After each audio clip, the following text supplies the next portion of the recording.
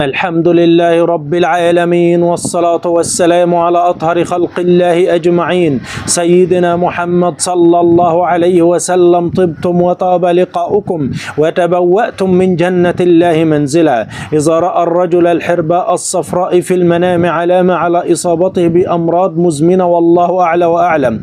إذا رأت المرأة المتزوجة أنها تهرب من الحرباء في المنام علامة أنها تهرب من المشاكل في الحياة، والله عز وجل أعلى وأعلم.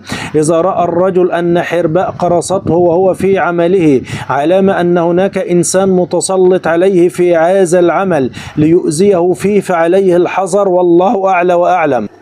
إذا رأى الشخص أن الحرباء ماتت في المنام علامة أنه سوف يتخلص من عدو في حياته كان يسبب له أذية كثيرة جدا في الحياة، والله أعلى وأعلم.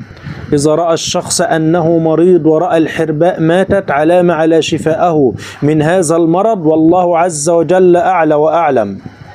إذا رأى الشخص أن الحرباء تهجم عليه في المنام علامة على ضعفه في الحياة أمام الناس، والله عز وجل أعلى وأعلم.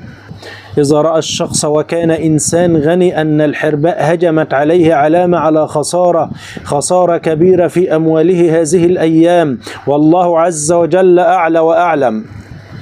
رؤية هجوم الحرباء على الأب في المنام علامة على تعرضه للمرض الشديد هذه الأيام، والله عز وجل أعلى وأعلم.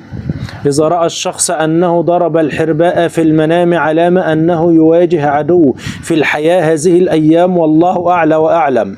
إذا رأى الشخص أنه ضرب الحرباء بشيء من الحديد علامة على قوته بعد ضعفه في الحياة، والله عز وجل أعلى وأعلم.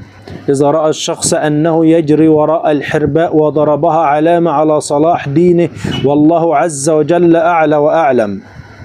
إذا وجد الشخص الحرباء في بيته أو منزله أو شقته علامة على كثرة المشاكل والمشاحنات في هذا البيت هذه الأيام، والله عز وجل أعلى وأعلم. إذا رأى الشخص أن الحرباء تهجم على بيته في المنام علامة على مكيدة كبيرة تحدث بين عائلته هذه الأيام، والله عز وجل أعلى وأعلم. أما إذا رأى الرجل أنه يهرب من الحرباء علامة أنه يهرب من المشاكل والمنازعات في الحياة، والله سبحانه وتعالى أعلى وأعلم.